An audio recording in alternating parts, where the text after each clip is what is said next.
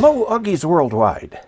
I'm Dave Kassler, amateur radio call sign KE0OG, here with another episode of Ask Dave. Today's episode was prompted by an email that I got from Kyle Grathwohl.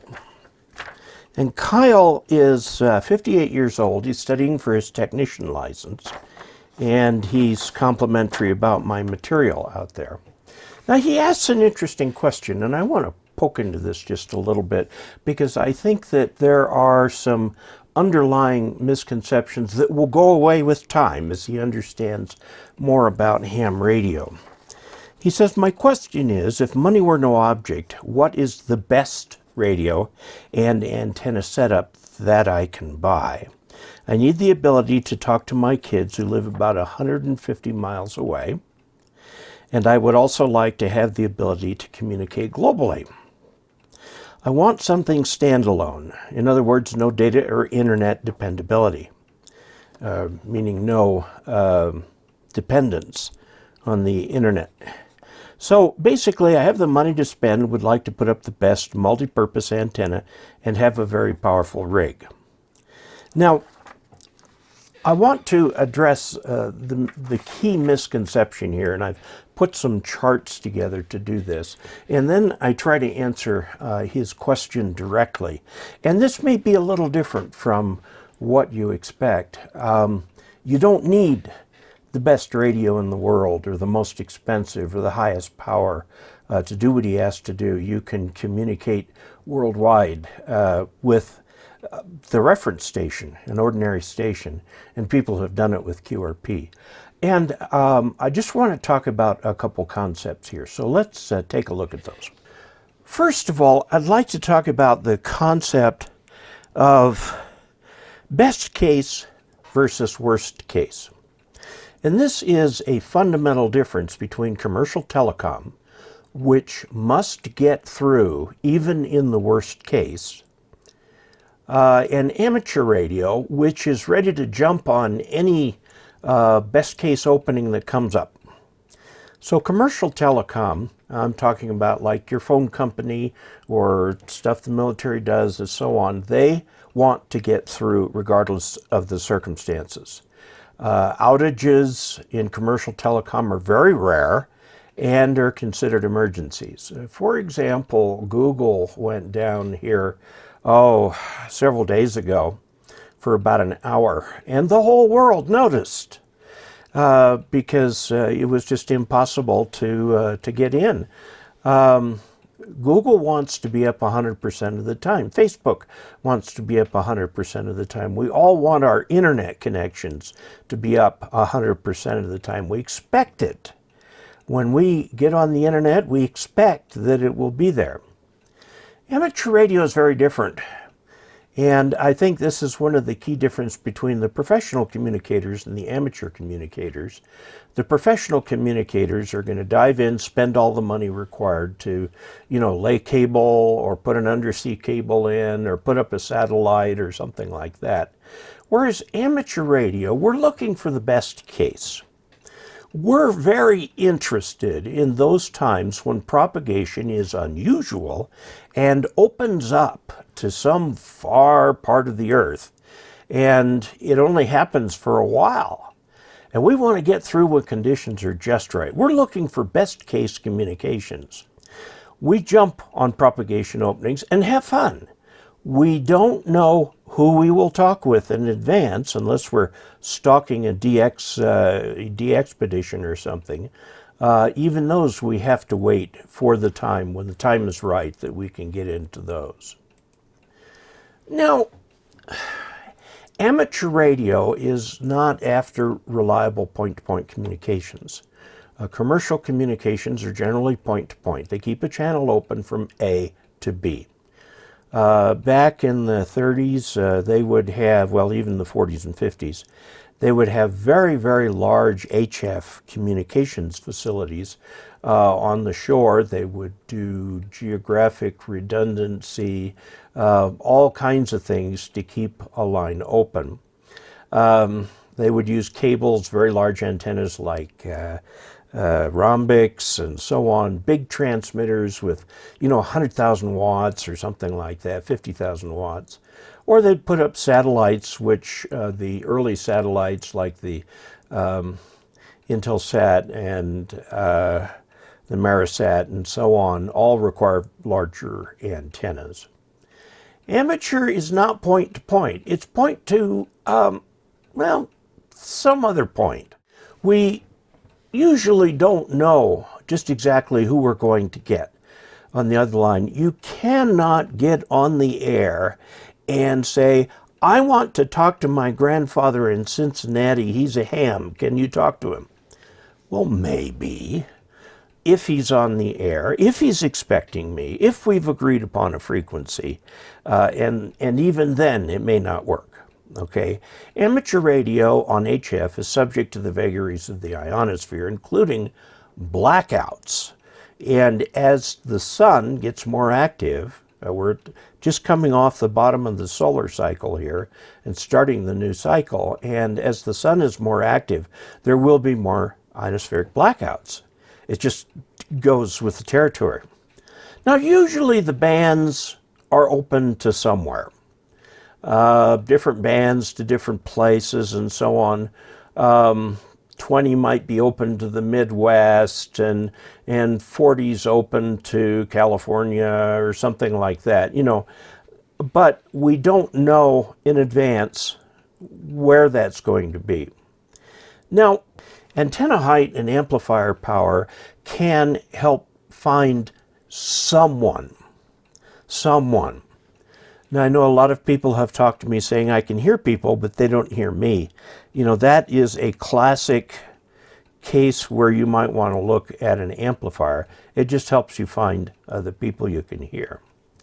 Now, let's take a look at the amateur bands. Band characteristics vary widely from band to band.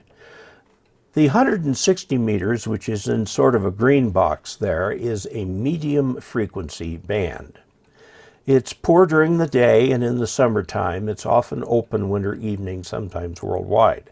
Not many hams have 160 meter stations because they require very large antennas. Now, the pinkish, orangish color in there is HF, or sometimes called shortwave. 80 meters is often poor during the day, but open for hundreds of miles in the evening and night. It's a good NVIS band. We'll get to NVIS in a minute. It has occasional DX, so from time to time you can get some very serious distance on 80 meters. 60 meters is a band that is not used very much. Multi-band antennas often do not include 60 meters. There are only 5 channels there. It is useful for NVIS sometimes during the day. Otherwise, there's not much activity, but it is often written into disaster plans. Now, the problem is going to be if there's a widespread disaster like the entire state of Colorado is covered in 3 feet of snow, which could happen. Everybody's going to be on the air, and they're all going to be exercising their disaster plans, and we're going to find that we're all stepping on each other. 40 meters is probably one of the best all-round ham bands. It's open day and night for a few hundreds of miles. There is skip, meaning that it will skip over, bounce off the ionosphere, and then hit people on the other side of the skip zone. It can be good for NVIs during the day. Occasionally, 40 meters is open worldwide. I have talked to South Africa on 40 meters, and you can't get much further away from here than that. The 30 meter band is CW only and digital. No voice. You can get a few hundred miles, sometimes you get some DX. 20 meters is probably the most popular ham band.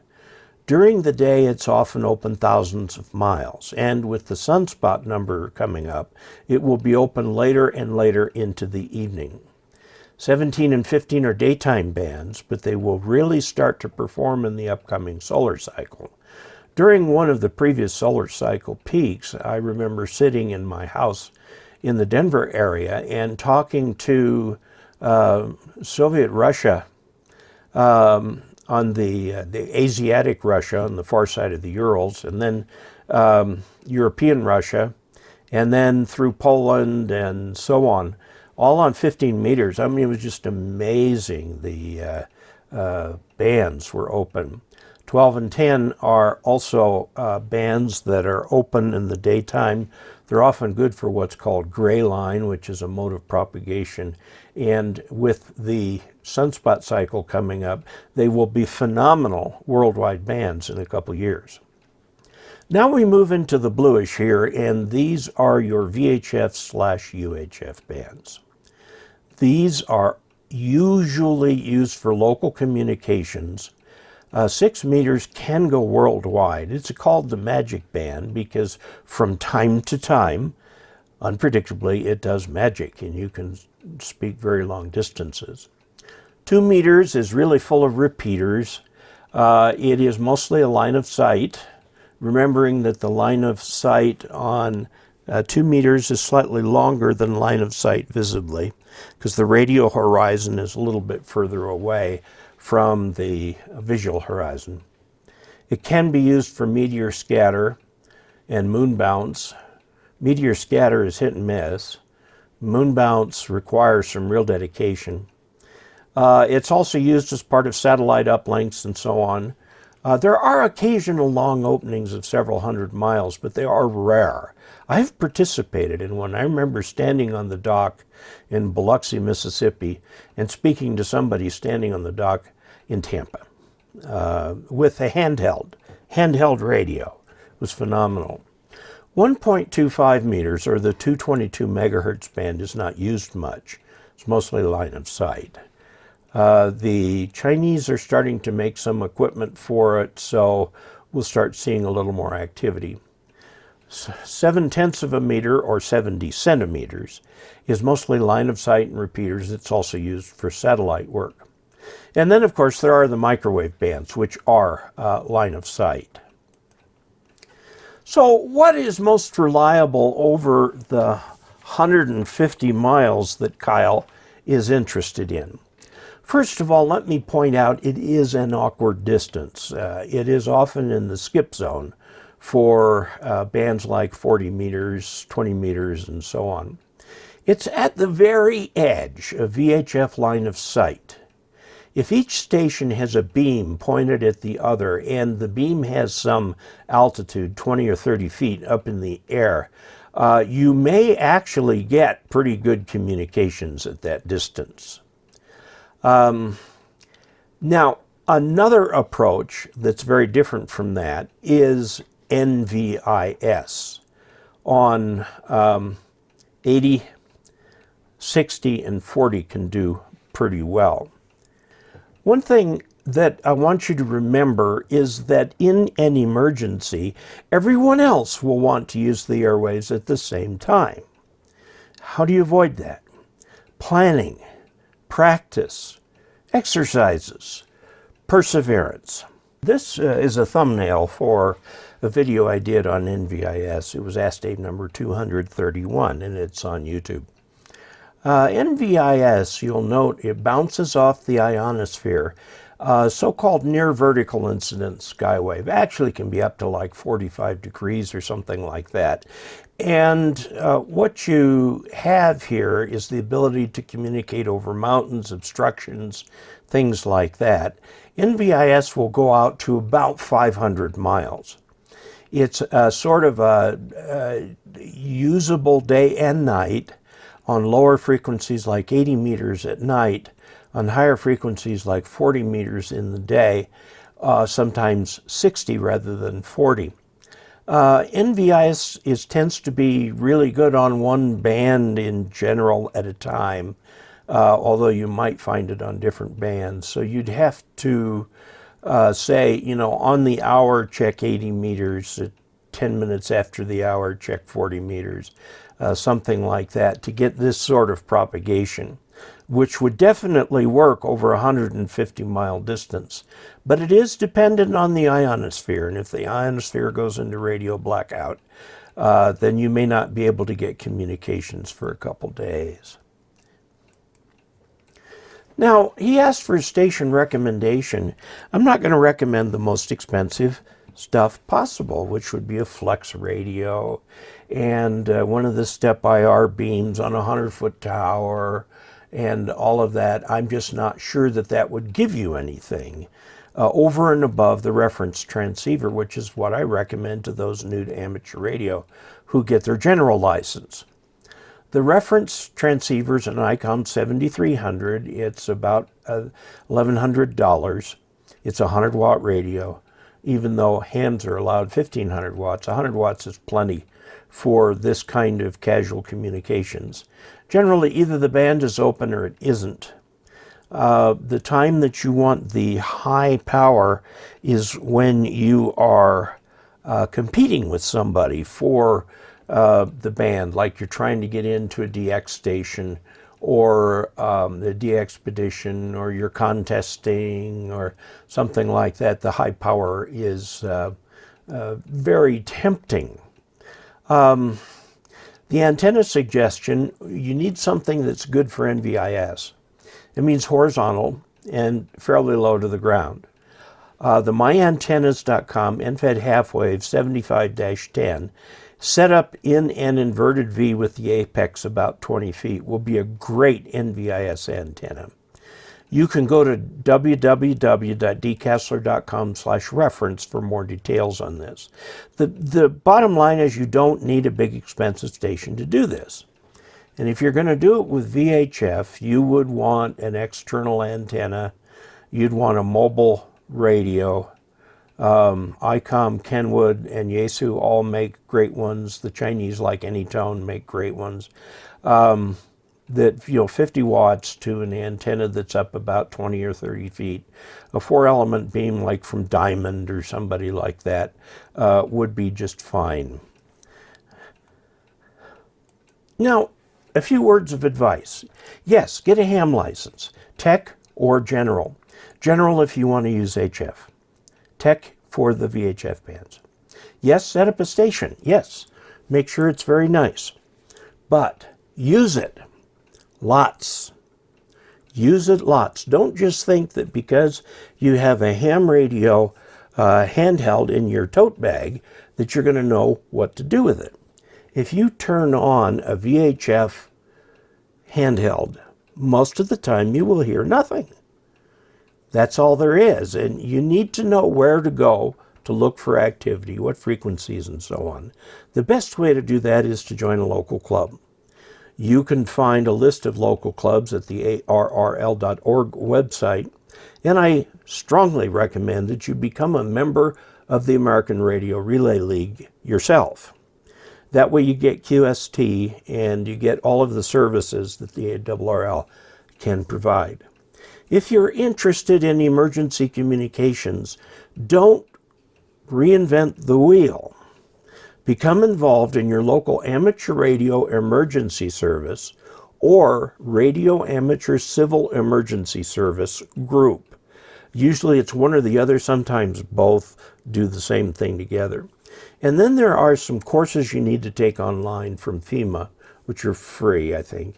And these courses will teach you about the national command structure and how the states and cities and counties all work together in the event of an emergency. It has been standardized. Now remember that emergencies don't happen in a vacuum. Your emergency may very well be someone else's emergency too. If it's an emergency where the cell system wouldn't work, such as extremely high winds or extended power outages or something like that, everybody else has an emergency too. Everybody's going to be pulling that handheld out of their go bag and wondering what to do with it. You will know what to do with it because you have followed this advice, and you'll be in touch with your loved ones and be doing a great deal of public service at the same time. That addresses my thoughts on this particular question from from Kyle Grathwohl. And I strongly suspect that there is a little bit of a prepper kind of in this. They're looking for ways to communicate with family members and so on amateur radio, which is a very common thing to do. Well, there you have it. Please subscribe if you have not subscribed already. Your subscription is your vote of confidence in this channel. Also, please check out www.dcastler.com/support for different ways that you can help fund this channel. And until we next meet, 73.